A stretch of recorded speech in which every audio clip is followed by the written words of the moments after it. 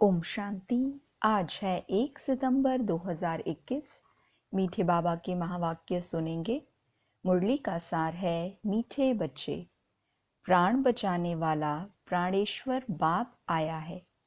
तुम बच्चों को ज्ञान की मीठी मुरली सुनाकर प्राण बचाने। मीठे बच्चे, प्राण बचाने वाला प्राणेश्वर बाप आया है। तुम बच्चों को ज्ञान की मीठी मुरली सुनाकर प्राण बचाने। प्रश्न है, कौन सा निश्चय तकदीरवान बच्चों को ही होता है? उत्तर, हमारी श्रेष्ठ तकदीर बनाने स्वयं बाप आए हैं। बाप से हमें भक्ति का फल मिल रहा है।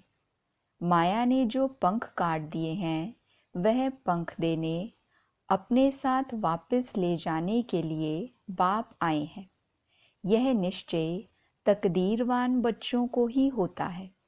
गीत है, यह कौन आज आया सवेरे सवेरे। ओम शांति। सवेरे सवेरे यह कौन आकर मुरली बजाते हैं? दुनिया तो बिल्कुल ही घोर अंधियारे में है। तुम अभी मुरली सुन रहे हो ज्ञान सागर पतित पावन प्राणेश्वर बाप से। वह है प्राण बचाने वाला ईश्वर। कहते हैं ना, हे ईश्वर इस दुख से बचाओ। वह हद की मदद मांगते हैं। अभी तुम बच्चों को मिलती है बेहद की मदद, क्योंकि बेहद का बाप है ना। तुम जानते हो आत्मा गुप्त है, बाप भी गुप्त है। जब बच्चे का शरीर प्रत्यक्ष है तो बाप भी प्रत्यक्ष है। आत्मा गुप्त है तो बाप भी गुप्त है। तुम जानते हो बाप आया हुआ है हमको बेहद का वर्षा देने। उनकी है श्रीमत। सर्वशास्त्रमयी शिरोमणि गीता मशहूर है, सिर्फ उनमें नाम बदली कर दिया है। अब तुम जानते हो श्रीमद् भगवानुवाच है ना। यह भी समझ गए भ्रष्टाचारी को श्रेष्ठाचारी बनाने वाला एक ही बाप है। वही नर से नारायण बनाते हैं। कथा भी सत्यनारायण की है। गाया जाता है अमर कथा अमरपुरी का मालिक बनने अथवा नर से नारायण बनने की है। बात एक ही है। यह है मृत्युलोक। भारत ही अमरपुरी था। यह किसी को पता नहीं है। यहाँ भी अमर बाबा ने भारतवासियों को सुनाया है। एक पार्वती व एक द्रौपदी नहीं है। यह तो बहुत बच्चे सुन रहे हैं। शिव बाबा सुनाते हैं ब्रह्मा द्वारा। बाप कहते हैं, मैं ब्रह्मा द्वारा मीठे मीठे रूहों को समझाता हूँ। बाप ने समझाया है बच्चों को आत्म अभिमानी जरूर बनना है। बाप ही बना सकते हैं। दुनिया में एक भी मनुष्य मात्र नहीं जिसको आत्मा का ज्ञान हो। आत्मा का ही ज्ञान नहीं है तो परमपिता परमात्मा का ज्ञान कैसे हो सकता? कह देते आत्मा सो परमात्मा। कितनी भारी भूल में सारी दुनिया फंसी हुई है। इस समय मनुष्यों की बुद्धि कोई काम की नहीं है। अपने ही विनाश के लिए तैयारी कर रहे हैं। तुम बच्चों के लिए यह कोई नई बात नहीं है। जानते हो ड्रामा अनुसार उन्हों का भी पाठ है। ड्रामा के बंधन में बांधे हुए हैं। आजकल दुनिया में हंगामा बहुत है। अभी तुम बच्चे हो विनाश काले प्रीत बुद्धि। जो बाप से विपरीत बुद्धि हैं उनके लिए विनश्यंती गाया हुआ है। अभी इस दुनिया को बदलना है। यह भी जानते हो बरोबर महाभारत लड़ाई लगी थी। बाप ने राजयोग सिखाया था। शास्त्रों में तो टोटल विनाश लिख दिया है, परंतु टोटल विनाश तो होना नहीं है। फिर तो प्रलय हो जाए।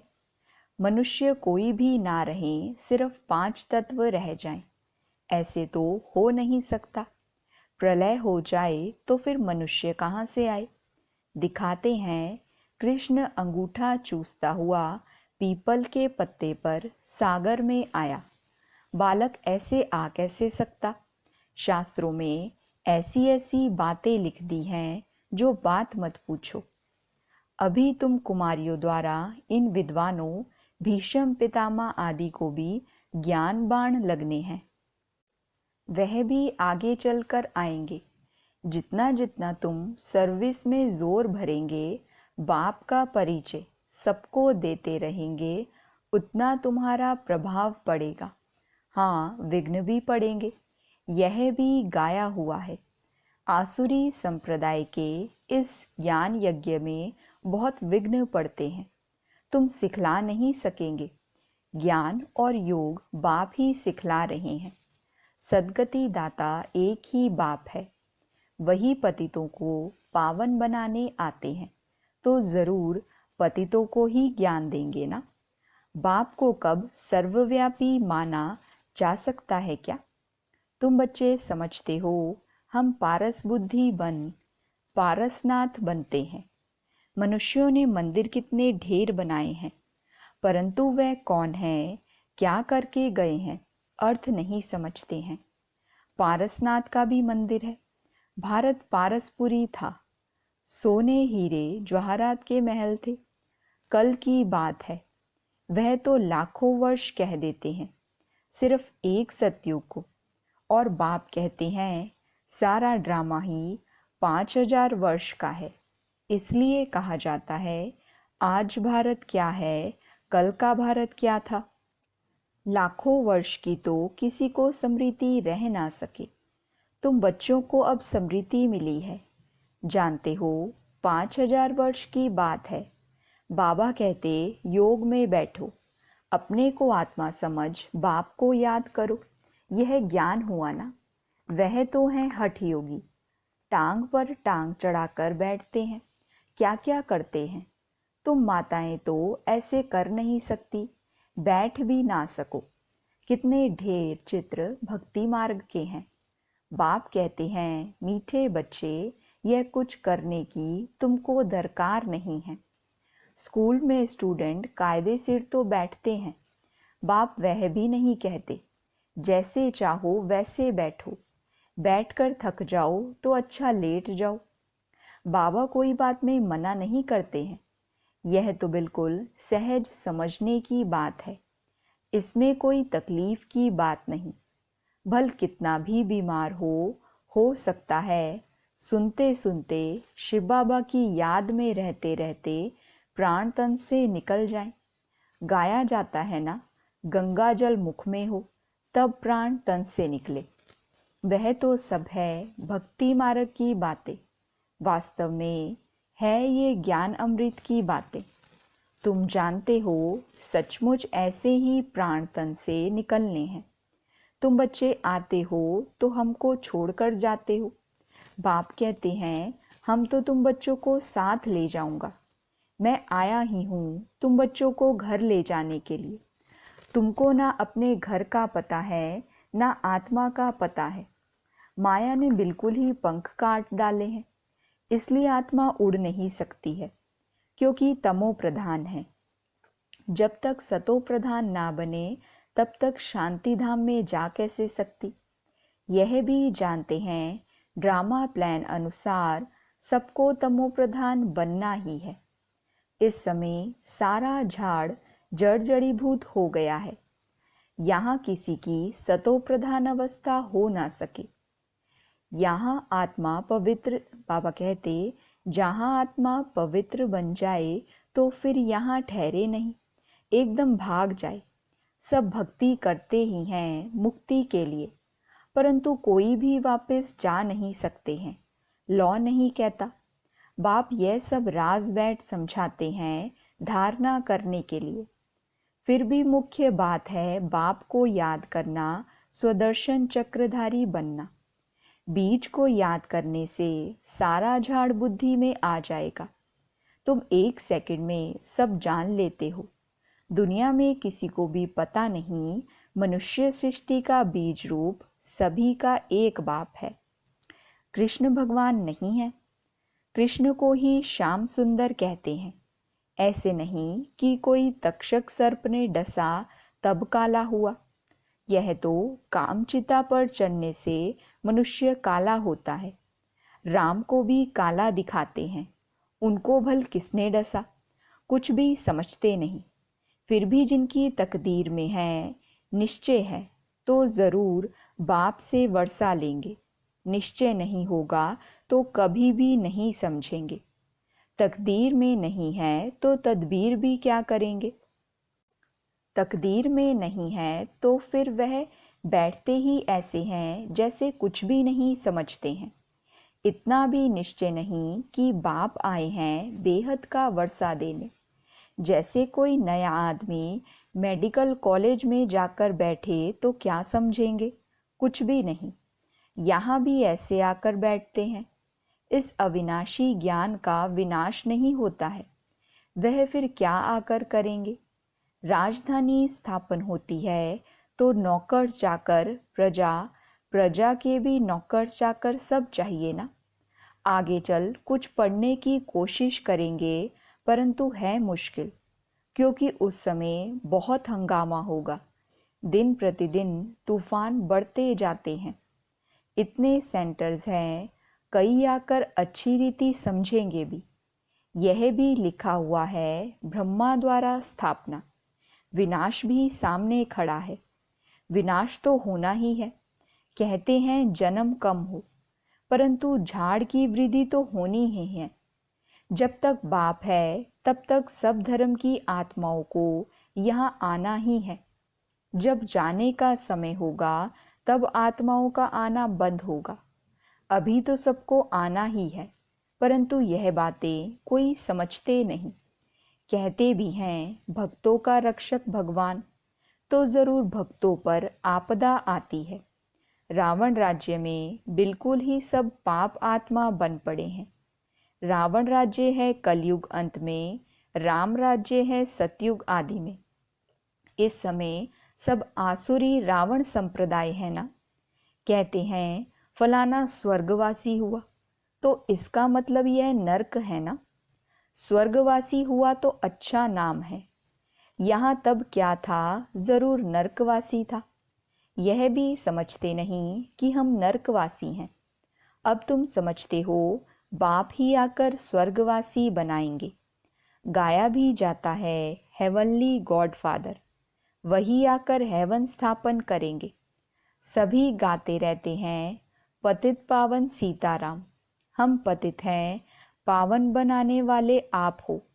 वह सब हैं भक्ति मार्ग की सीताएं। बाप है राम। किसी को सीधा कहो तो मानते नहीं, राम को बुलाते हैं।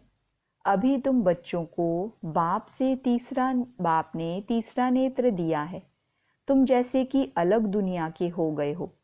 बाप समझाते हैं अभी सबको तमो प्रधान भी जरूर बनना है, तब तो बाप आकर सतो प्रधान बनाए।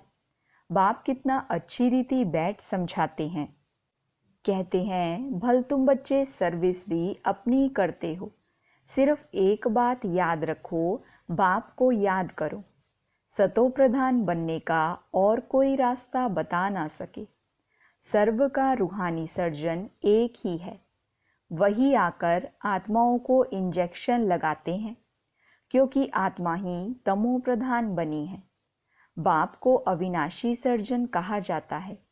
आत्मा अविनाशी है, परमात्मा बाप भी अविनाशी है। अभी आत्मा सतो प्रधान से तमो प्रधान बनी है। उनको इंजेक्शन चाहिए। बाप कहते हैं बच्चे, अपने को आत्मा निश्चय करो और अपने बाप को याद करो। बुद्धि योग ऊपर में लगाओ तो स्वीट होम में चले जाएंगे। तुम्हारी बुद्धि में है, अभी हमें अपने स्वीट साइलेंस होम में जाना है।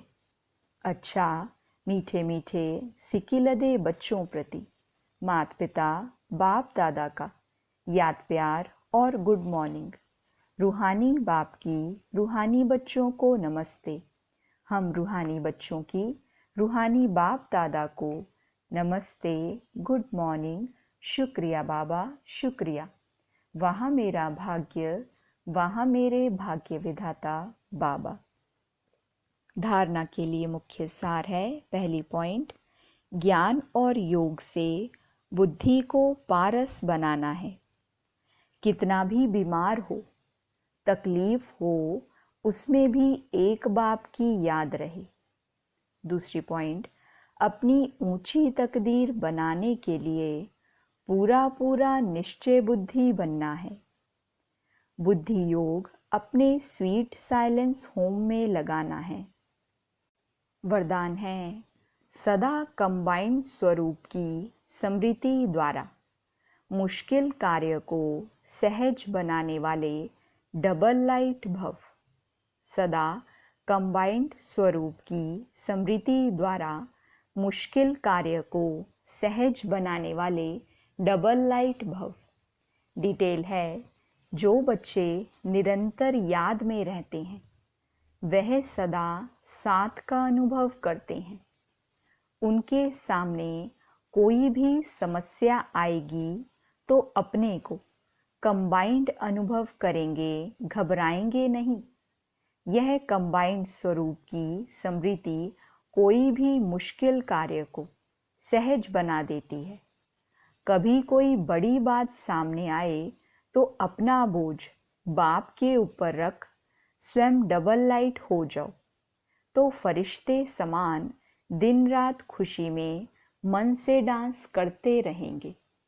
स्लोगन है, किसी भी कारण का निवारण कर, संतुष्ट रहने और करने वाले ही संतुष्ट मणि हैं। किसी भी कारण का निवारण कर, संतुष्ट रहने और करने वाले ही संतुष्ट मणि हैं। आगे हैं मातेश्वरी जी के अनमोल महावाक्य, ज्ञान और योग का कॉन्ट्रास्ट। मम्मा कहते, योग और ज्ञान दो शब्द हैं। योग कहा जाता है परमात्मा की याद को, और कोई की याद के संबंध में योग शब्द नहीं आता। गुरु लोग जो भी योग सिखलाते हैं वह भी परमात्मा की तरफ ही लगाते हैं, परंतु उन्हों को सिर्फ परमात्मा का पूरा परिचय नहीं है, इसलिए योग की पूरी सिद्धि नहीं मिलती। योग और ज्ञान दोनों बल हैं, जिस दोनों के पुरुषार्थ से माइट मिलती है और हम विकर्माजीत बन श्रेष्ठ जीवन बनाते हैं। योग अक्षर तो सभी कहते हैं, परंतु जिससे योग लगाया जाता है उनका पहले परिचय चाहिए। अब यह परमात्मा का परिचय भी हमें परमात्मा द्वारा ही मिलता है। उस परिचय से योग लगाने से पूर्ण सिद्धि मिलती है। योग से हम पास्ट विकर्मों का बोझा भस्म करते हैं, और ज्ञान से भी पता पड़ता है कि आगे के लिए हमको कौन सा कर्म करना है और क्यों। जीवन की जड़ है संस्कार। आत्मा भी अनादि संस्कारों से बनी हुई है, परंतु कर्म से वो संस्कार बदलते रहते हैं। योग और ज्ञान से आत्मा में श्रेष्ठता आती है और जीवन में बल आता है, परंतु यह दोनों चीज़ मिलती है परमात्मा से। कर्म बंधन से छुड़ाने का रास्ता भी हमें परमात्मा से प्राप्त होता है। हमने जो विकर्मों से कर्म बंधन बनाए हैं उनसे मुक्त हो, और आगे के लिए हमारे कर्म विकर्म ना बने, तो इन दोनों का बल परमात्मा के सिवाय कोई दे नहीं सकता। योग और ज्ञान दोनों ही चीज़ परमात्मा ले आता है।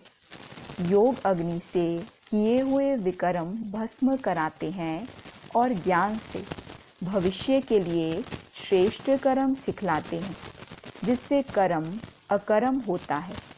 तभी तो परमात्मा ने कहा है कि इस कर्म अकर्म विकर्म की गति बहुत गहन है।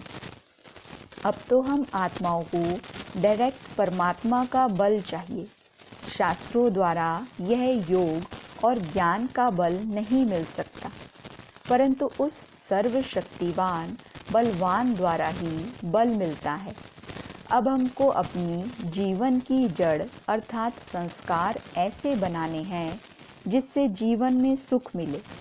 तो परमात्मा आए जीवन की जड़ में शुद्ध संस्कारों का बीज डालता है, जिन शुद्ध संस्कारों के आधार पर हम आधा कल्प जीवन मुक्त बनेंगे।